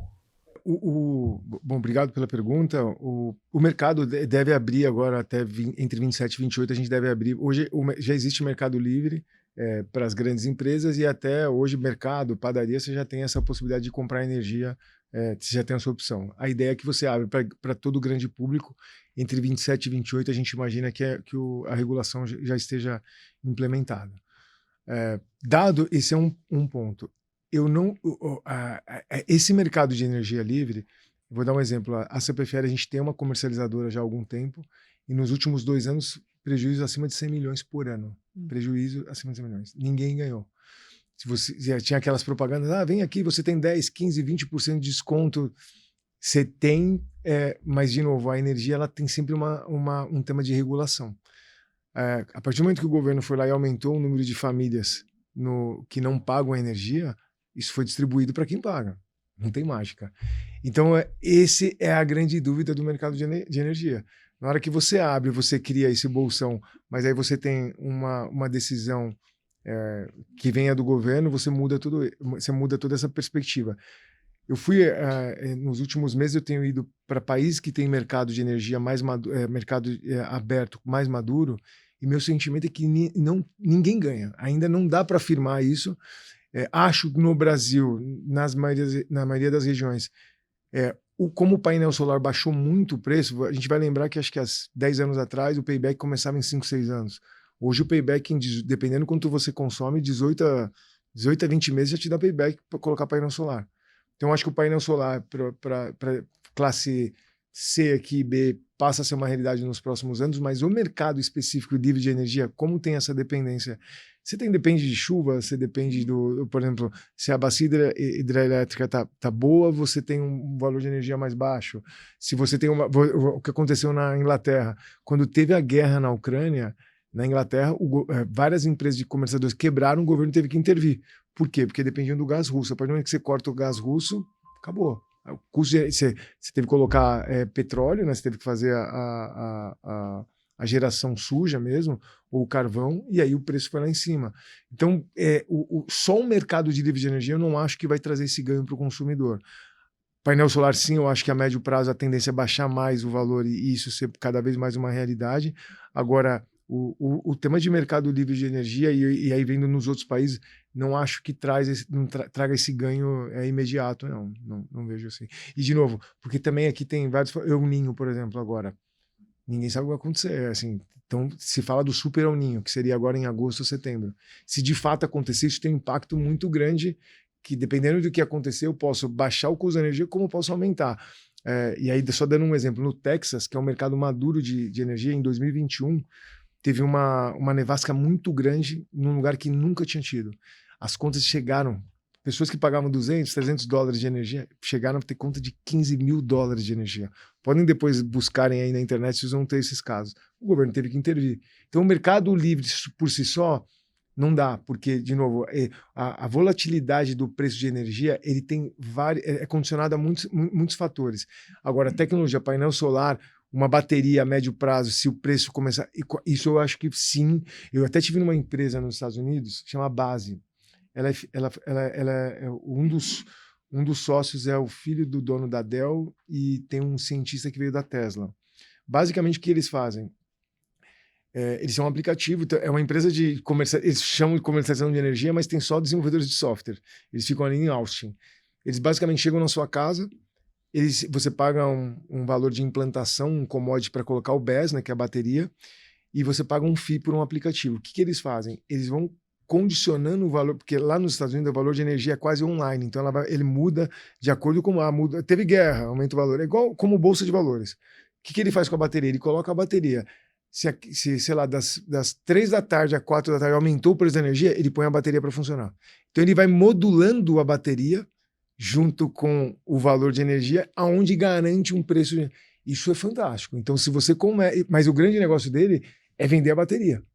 E aí modular, ou seja, eu vendo a bateria para você e garanto que eu vou te manter no melhor custo-benefício possível da energia. Isso é uma coisa que eu acredito. Se o valor da bateria, a tecnologia da bateria e o valor baixar, isso aqui porque aí é o que a gente chama de off-grid, você não dependia mais de distribuidor. Então imagina, sei lá, eu moro em Dayatuba, um lugar bastante sol, coloquei painel solar, consegui armazenar energia, não preciso mais da CPFL. Aí sim você teria um impacto gigante, porque aí até para a distribuidora.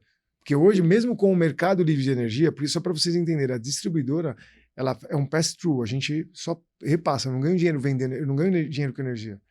A concessão se ganha dinheiro com o investimento que você faz. Em rede, é o que a gente chama de poste, mas é isso que você ganha dinheiro, não é com energia. Então, a partir do momento que você está comprando de outro, para mim continua a mesma coisa, eu tenho que dar manutenção. Agora, a partir do momento que você fala assim, não, pode me desconectar da rede, a conversa é outra. Então, acho que aqui, tentando responder a sua pergunta, não acho que o mercado vai trazer o ganho, mas eu acho que a tecnologia sim pode trazer o ganho. Boa noite. Parabéns pelo debate, Nicolau Flávio. Eu concordo muito com essa questão do mindset da IA, né? Vocês estão conseguindo fazer com que esse mindset chegue até a equipe operacional, que eu entendo que pode ter tantas ideias ali, e se isso volta para vocês. Né? Eu vejo empresas de inovação como Hire, 3M, fazer muitos grupos de debate para chegarem ideias de inovação. Isso está chegando até a operação? Obrigado pela pergunta, mais uma vez. De fato, não. Se eu falar que é mentira, eu acho que eu estou começando um trabalho ainda de conscientização. Acho que aqui, dentro da CPFL, que é, de novo, uma empresa muito conservadora, e para algumas coisas tem que ser. Então, por exemplo, na ponta, eu não posso arriscar.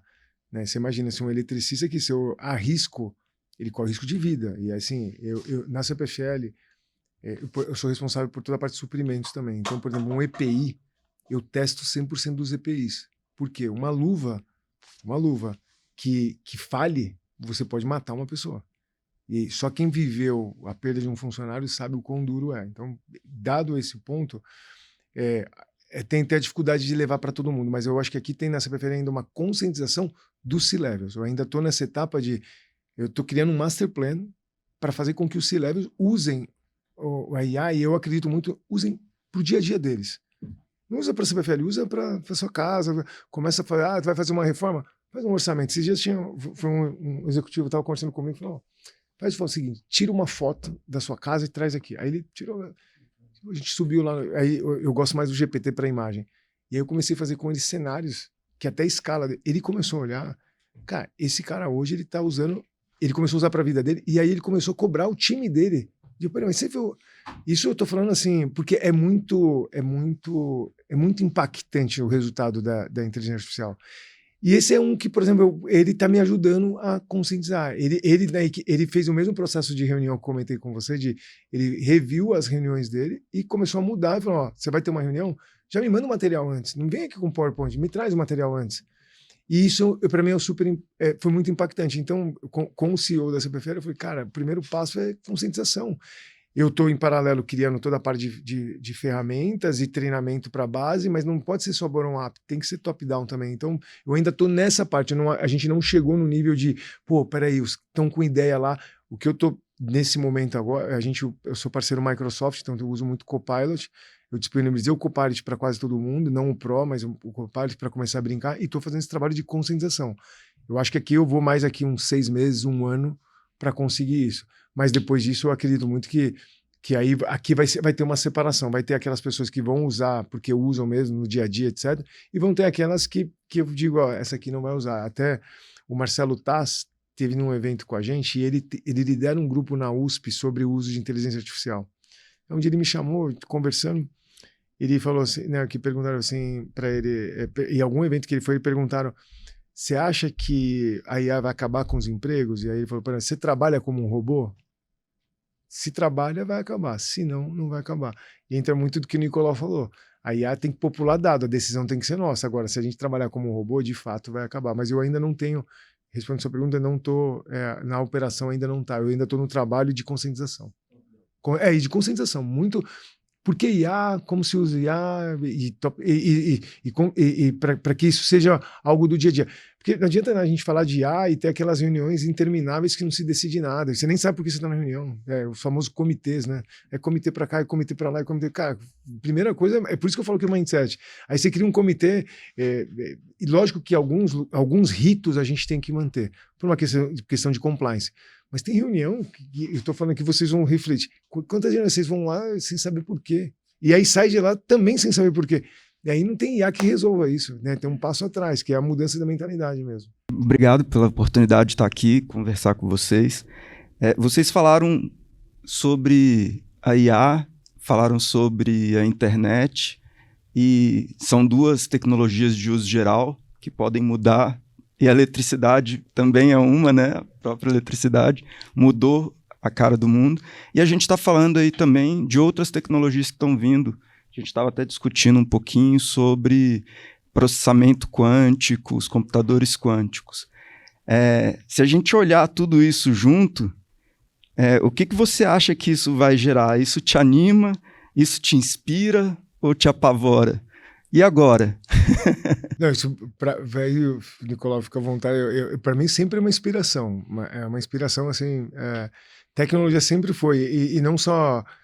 me inspira muito porque, de fato, eu acho que aqui tem algo que muda, que é a evolução da sociedade, né? Acho que há 40 anos atrás, poucas famílias tinham acesso a enciclopédia para você estudar. E aí entra um pouco do desequilíbrio social que a gente tem até hoje no mundo, não é só no Brasil. E aí eu acho que a tecnologia pode ajudar muito a trazer esse equilíbrio. Então, quando você fala... me anima, assim, não só o computador quântico e tal, o computador quântico, a IA, mas é como que a gente, como sociedade, usa isso para o bem em geral. Porque não adianta também aqui... A gente está falando... Tudo isso que você está falando já está pronto. Eu vou para a China, eu vejo cada coisa na China, já está pronto. Mas por que eles não colocam em massa? Porque a sociedade não está pronta ainda.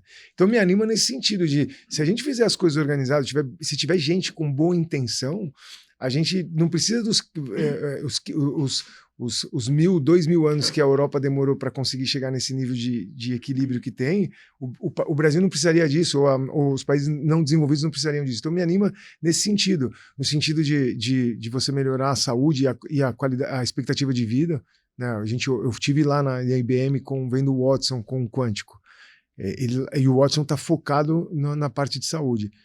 Lá eles falam que em 5 anos a cura de todas as doenças vão estar. Se vai ser comercializado ou não, é um outro ponto, mas eles acreditam que em 5 anos eles tenham a cura para muitas doenças.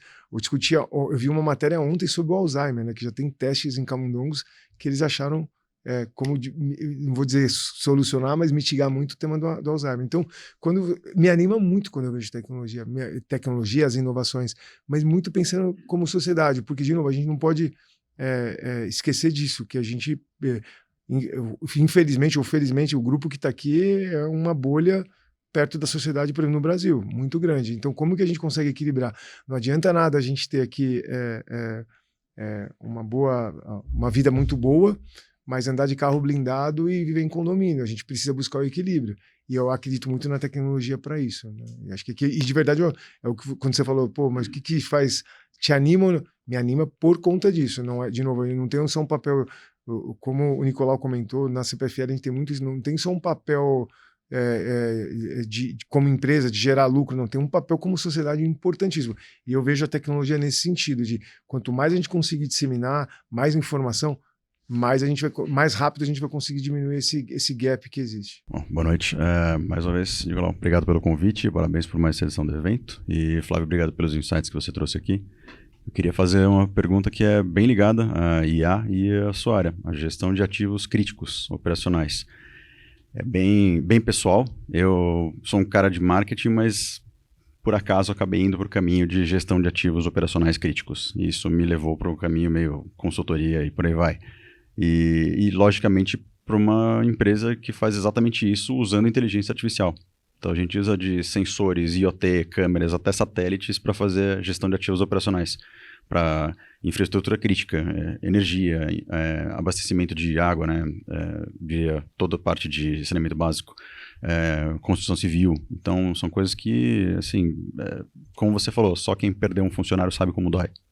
E a gente precisa monitorar coisas muito críticas e passei até por algumas situações com concorrentes seus que não devem ser mencionados, mas eu queria saber, na sua opinião, qual que é o papel da inteligência artificial na gestão de ativos operacionais críticos e como você vê essa integração, porque para mim já é uma coisa como você falou, eu tenho um exército de agentes, falo com eles pelo Discord, manda do áudio, tipo, resolve aí, cara. Tem uma hierarquia de agentes em cima disso e pra gente é muito mais importante do que se é o C-Level ou estagiário. Não, cara, todo mundo tem que saber o que tá passando e conversar com o Jarbas, com o James, com o Hermes, com o Claude, com o OpenClaw, com todo mundo, e tem que entender a infraestrutura. Então, queria saber se na CPFL, e aliás, obrigado pelo fornecimento, poucas vezes corta lá no sítio, queria saber se na CPFL existe essa mentalidade do pessoal realmente entender como é que é o stack, como é que é a infra de IA e como que está integrado, e qual que é o papel da IA para vocês na gestão de ativos críticos operacionais, além da parte de segurança que você comentou. Obrigado pela pergunta. Eu acho que a conscientização do stack a gente que é baixo ainda de como conectam as coisas, assim, sendo bem sincero. Eu acho que agora, a CPFL foi uma das pioneiras no ADMS. O ADMS ele é o software que a gente faz... Desculpa. É o software que faz hoje, 100% das subestações e toda a rede CPFL é feita de maneira centralizada, que é o famoso SCADA, que é um software onde eu desligo e ligo uma cidade ou um bairro de forma automática e remota. Então, tudo isso hoje já está automatizado.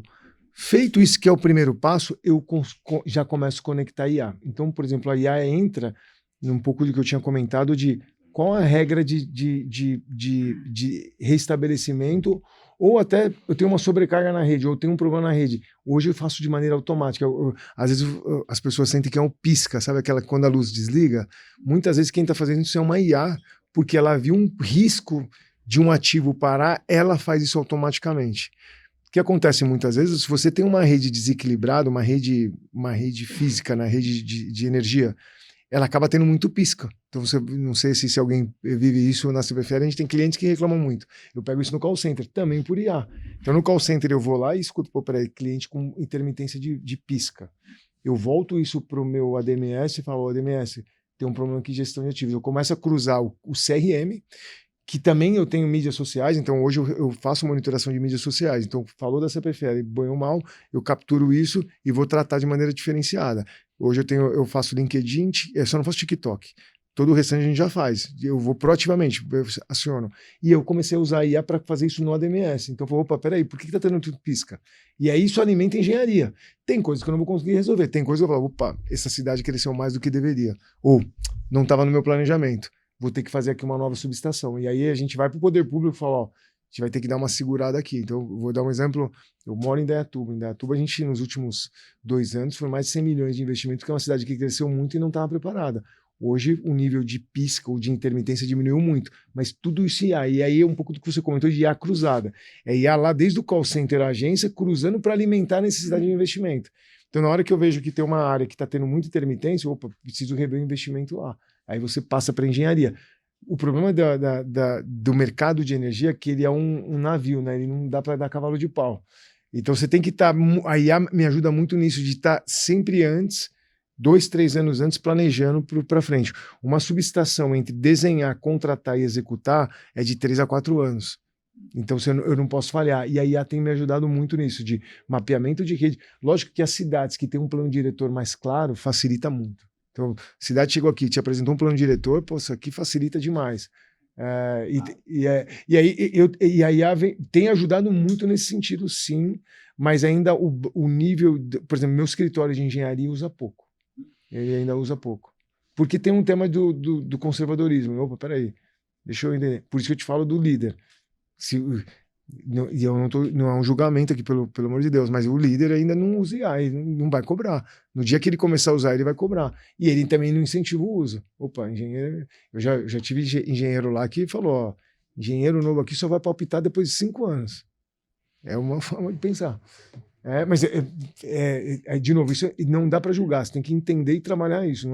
Por isso que eu te falo do mindset, não adianta. Tem muita gente que vai falar de IA que nunca usou, hein? Não abriu o aplicativo. Eu tenho na CPFL gente que reclama, pô, mas não funciona lá o aplicativo. Aí eu falo, tá bom, abre esse aplicativo, não tinha nem instalado. Isso pode olhar em várias empresas. Quantas pessoas das empresas já foram. Eu vou, todo mês, eu vou no call center escutar cliente e vou nas agências. Pouquíssimas pessoas fazem isso. Pouquíssimas pessoas não da CPFL, acho que do mercado. Um executivo se leva, pega o carro e fala assim: não, deixa eu ir lá na agência ver como que está acontecendo. Deixa eu ver a dor desse cliente de fato. Pouquíssima gente faz isso. Então, e uma vez que é a mesma coisa da IA, se você não usa, é muito difícil você cobrar o uso. Se você não sabe que usar. Porque quando você fala de como que eles entendem as conexões, esquece, isso aqui. Não, nem isso aqui eu nem. Isso aqui é sonho de consumo muito. Hoje, só de eu conseguir fazer com que eles usem ou tenham instalado o Copilot, hoje eu disponibilizei para todo mundo. São 16 mil funcionários, a gente tem 800 pessoas que usam. 16 mil. Só 800 usam. Por isso eu te falando que tem um tema de conscientização, não é só. Vamos lá, o GPT está aberto para quem quiser usar. Que aqui é uma bolha que não vou perguntar aqui, mas pega um outro público e pergunta, você vai ver o percentual que volta para você. É muito baixo ainda, que pessoas que utilizam. O tema é espetacular, né? E Nicolau, Flávio, parabéns pela habilidade de conduzir um tema tão rico, marcar alguns pontos principais. Obrigado aí por essa introdução. Bom, meu nome é Alfredo Chaia, a gente debruça mais na perspectiva de risco corporativo, e aí tem muito risco de inovação, risco oculto, mas não queria bater numa outra direção. Queria escutar vocês por duas perspectivas. Abrimos a caixa de Pandora do nuclear, estabelecemos alguns graus de controle lá. Aqui essa discussão, nesse tema, a discussão está iniciando. E a minha consulta para vocês é na direção de quanto que a mesma medida que do ponto de vista corporativo precisamos discutir política de lavagem de dinheiro, política de suborno e tantas coisas, política de segurança de informação, como é que também isso pode chegar como política de segurança de governança para a IA, enquanto outros mecanismos ganham forma e implantação.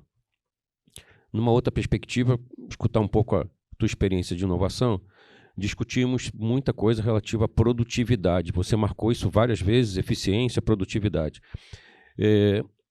Para além do teu horizonte de CPFL, como é que você está vendo a indústria brasileira também perceber a importância de buscar essa expansão, esse desenvolvimento? Então, governança de IA de um lado, com políticas um pouco mais imediatas pela possibilidade de implantar, e é política mais cultura, porque não adianta o papel, é como a vida acontece. E do outro lado, essa questão de não apenas a IA, mas a inovação tracionando produtividade na indústria brasileira.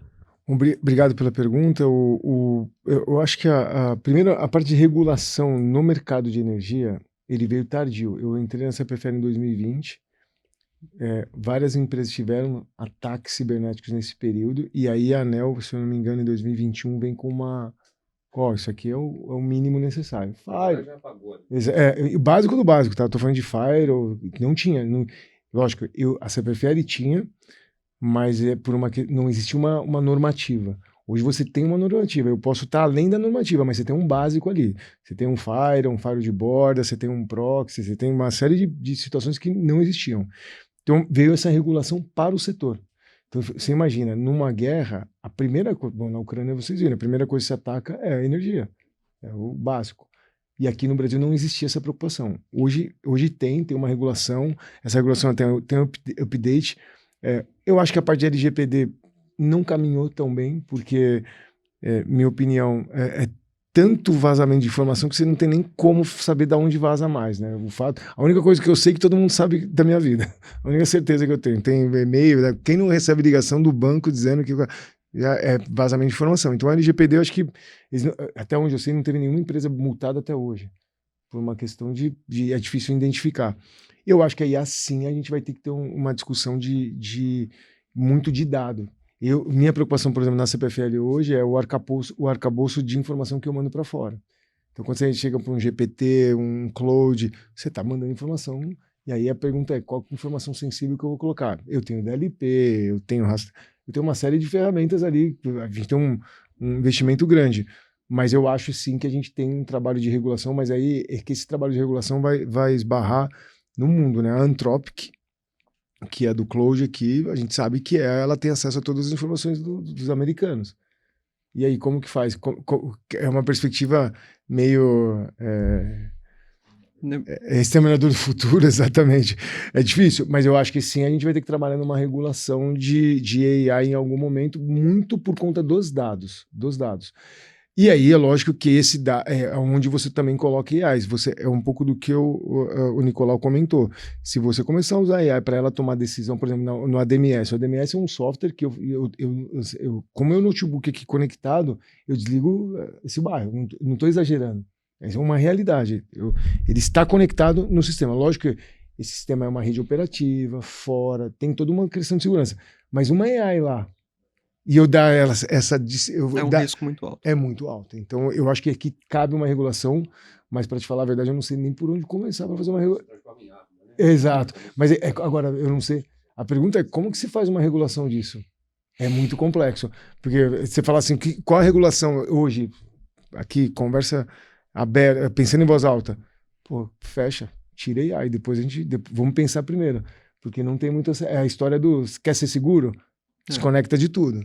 É a única maneira de ser seguro.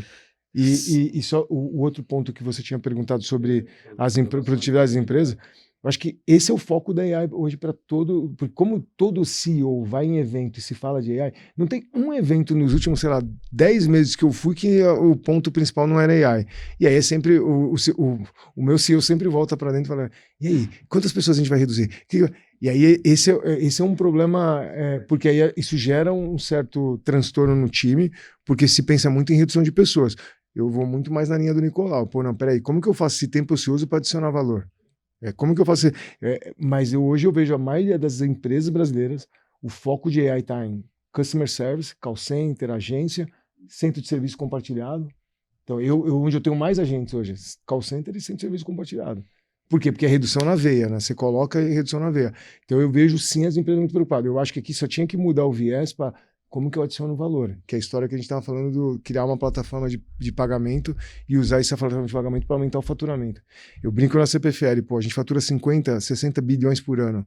Se eu melhorar o faturamento em 0,5%, ou seja, buscar ineficiência em 0,5%, são 300 milhões. Para eu gerar ganho de custo de 300 milhões, pelo amor de Deus, haja cafezinho para cortar, entendeu? Porque o custo fixo ele é muito estático ali. Então, como que eu faço? Eu mudo o mindset, não pode ser mindset de custo, tem que ser mindset de adicionar valor. É eficácia, né? A gente trocar eficiência para eficácia. Né? Mas a maioria hoje é produtividade. Eu vou fazer uma provocação, inclusive. A conversa está muito boa, mas em função do tempo até, a gente vai continuar ela sem as câmeras. A gente precisa encerrar até em função do tempo, mas essa é a vantagem da gente estar aqui num evento fechado, com convidados. Inclusive, esse tipo de evento ele só é possível por conta de empresas como NoLeak, Spine, I8T e LuxBR, que financiaram esse projeto e que promovem essa discussão aqui entre todos nós. Então, Shaira, e outras perguntas, inclusive, que vão aparecer, só para a gente encerrar, fechar as câmeras, agradecer. Mensagem final, Flávio. Bom, primeiro, obrigado, Nicolau, obrigado a todos aqui presentes. Foi um prazer de escutar e aprender. Vou aprender mais agora nos bastidores aqui, mas agradecer muito e estou à disposição sempre que precisar.